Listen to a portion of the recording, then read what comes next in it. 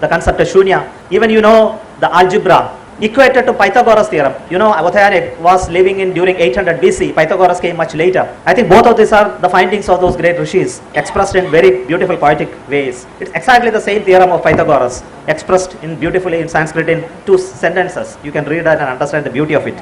And thousands of years later, the knowledge came back to us in the form of discovery by the great scientists of the Western world. Maharshi Panini Sanskrit Vaidik Vishwavidyalaya चतुर्थ दिनांत समारोहे उपस्थिताः मध्य प्रदेश शासनस्य उच्च शिक्षा मंत्रिणः माननीय doctor Mohan Yadav महोदयः समारोहस्य अध्यक्षः माननीय आचार्य विजय कुमार सीजी महोदयः संस्थास्थ दस्यो माननीय श्री अनिल विरोजिया महोदयः विधायक वर्यः माननीय श्री पारसचंद्र जैन महोदयः महर्षि पतंजलि संस्कृत संस्थानस्य अध्यक्षः माननीय श्री भरत वैराग्य महोदयः कार्यपरिषदः सदस्याः विद्यापरिषदः सदस्याः संकार्याध्यक्षाः आचार्याः प्रिय छात्राः च अहम् अस्मिन् अवसरे भवतां संवर्षां अभिनन्दनं करोमि। अहं प्रिय छात्रछात्राणां विशेषरूपेण अभिनन्दनं वर्धापनं च करोमि ये उपाधीना अलङ्करिष्यन्ते। मम सौभाग्यं यत् भगवतः श्री महाकालेश्वरस्य दर्शनस्य पूजनस्य च अवसरः लब्धः। मम अग्रिमं भाषणं आङ्ग्लभाषाया कथयन्तु इच्छामि। I would like to speak the rest of my speech in English, so bear with me. Thank you for inviting to this great university to see the power of Sanskrit. Sanskrit is one of the oldest languages in the world with a rich repertoire of knowledge in the domain of poetry, logic, grammar, philosophy, aesthetics, science, technology, mathematics, and other allied subjects. And contributions in the area of all this which I mentioned has made extensive imprints in the minds of all those who have gone through this and realized the Indian scholars who have made it so popular that it survives even today. Maharshi Panini Sanskrit Evam Vedic Vishwavidyalaya was established precisely for the promotion of the Sanskrit language in 2008 by the government of Madhya Pradesh. Though the motto of the university is to promotion and proliferation of the Sanskrit language and literature, and it is take appropriate measures to promote interdisciplinary studies, innovative research in this university. India surely so it enjoys a place and pride in the cradle of the abiding world of cultures and civilizations. Its ancient literature, mostly rendered in Sanskrit, is extremely rich in its original philosophical thought. It's equally opulent in scientific inquiry. Today, your Honorable Vice Chancellor has just declared Sanskrit as a language for science. To be precise, ancient India as a knowledge society in the area of various aspects, which includes intellectual pursuit in the areas of mathematics, medicine, metaphysics, astronomy, and the Sanskrit Shastric literature has been very copious repository of scientific and technological studies since the Vedic times. A notable feature of the scientific temper of these days was integration with the spiritual and the cultural aspect of life. So there were no separation between culture, spiritual studies, as well as scientific studies. So you can see them all merged in one in the poetic language that has been spread through the Sanskrit literature that's available. So it was for a noble cause of the human happiness. So in the modern science world, I think we can understand that all these are created out of those thought processes that existed thousands of years back. If you look through the journey of our Indian culture, you can see that imprints of the contribution of scientists of those times that was expressed in the language of Sanskrit through ages. In any area, astrology, astronomy, mineralogy, atmospheric sciences, biological sciences, medicine, physics, chemical sciences, aeronautical sciences in which I am connected in some way. So only point is that though this knowledge has been there, it is not fully exploited to an extent, or is not fully researched. And I am very sure that the action that you are taking today to invite people like me to talk about science and Sanskrit will help you to take a next step in showing that this language can easily be used for conveying scientific thought and the process of science in that beautiful language. I think that's the next step that we need to take. Sanskrit's potential as a scientific use was greatly enhanced as a result of the work of Panini, the great work of Panini, and he has created, just out of the 4,000 sutras, virtually the whole structure of the Sanskrit was created, and it which remains stable for next 22,000 years. I think that's what you are studying even today. And this is the structure of the language that gives us such a high value today, that look at from the scientific point of view, that it is created out of logic and structure. Many other languages don't have that capability.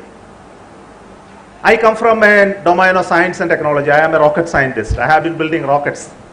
So when I look at this journey of language in Sanskrit and the rocket science, the aeronautics that connects them, I'm really fascinated many a times by the work of great scholars and that they have created such great books. The very first book which I come across in Sanskrit, which talks about the domain which I am familiar with, is the Surya Siddhanta. Many of you would have known about this book. And this is the book specifically talks about the solar system, the sun, the planets, and how the planets move around the sun, the periodicity of this movement, the time scales which are involved, the size of this, the whole structure, even the size of the earth. Even to think that your earth is a sphere, it has a diameter, it has a circumference. I think all these thoughts that happened there that time, it didn't stay here. It traveled all the way through the Arabic travelers. It went to Europe, and thousands of years later, the knowledge came back to us in the form of discovery by the great scientists of the Western world. Though it was all found out here, it was written down in this language, and today we know that it has been created.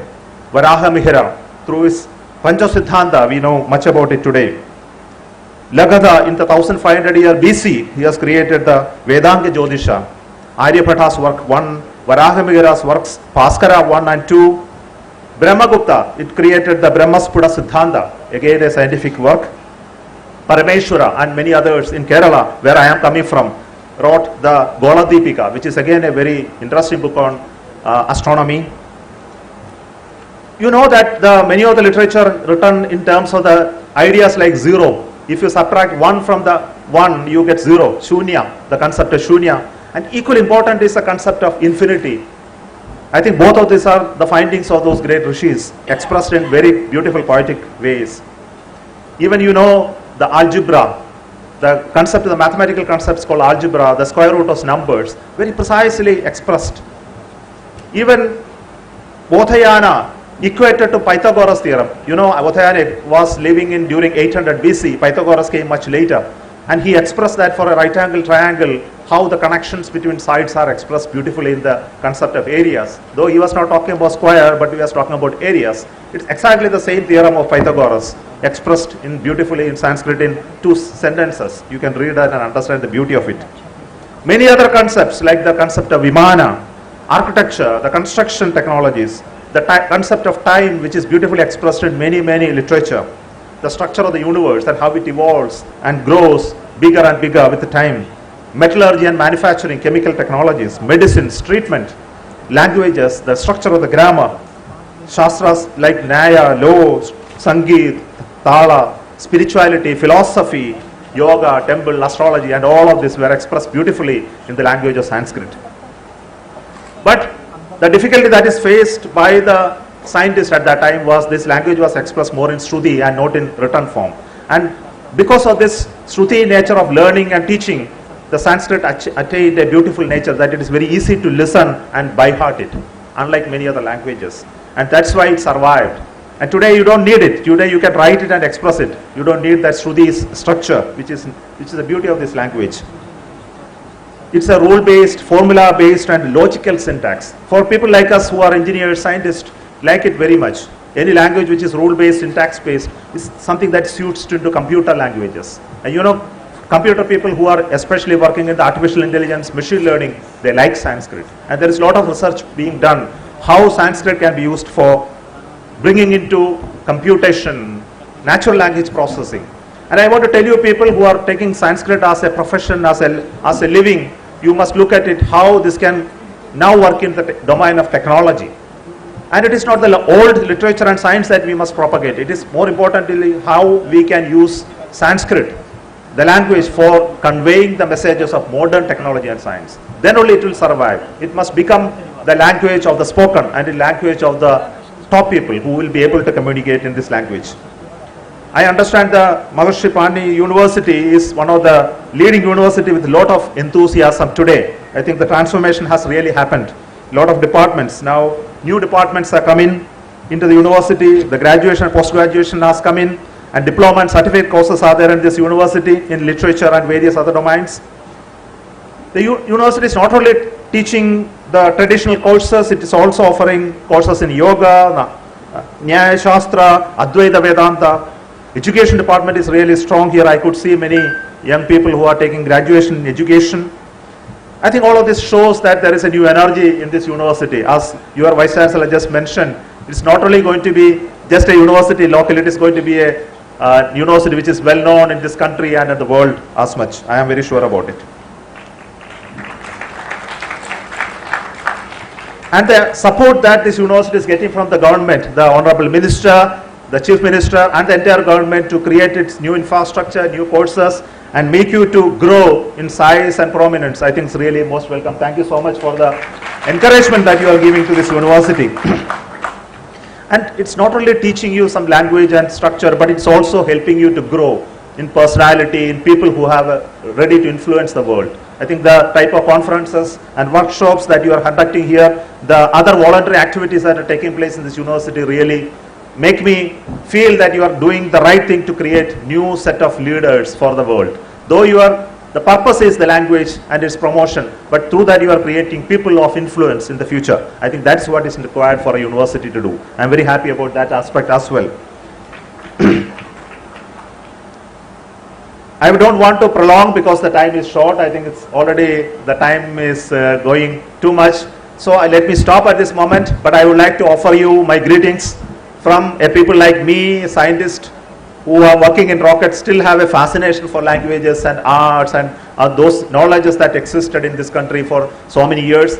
I have been a humble learner of what I can in my spare time, though my primary job still continue to be the rocket building and scientific activity. I still keep my interest live in learning the language, learning the ancient sciences and connect between these two, and also to propagate what I can through this medium of languages and science, and also talk to young people to understand what our nation did in the past and take pride about it, and also work towards committing yourself to propagate it, preserve it for years to come.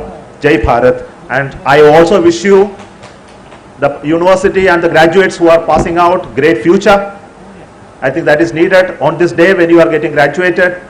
They become Dishant today. I think you need to have the blessings of your parents, your teachers, your gurus, your well-wishers, and your journey will not go fruitless. I am very sure about it. With the blessings, all of them, you will gain great heights. My blessings to you once again. Thank you so much for all your blessed wishes and wish you all the very best. Thank you. VK News, राष्ट्र के नाम।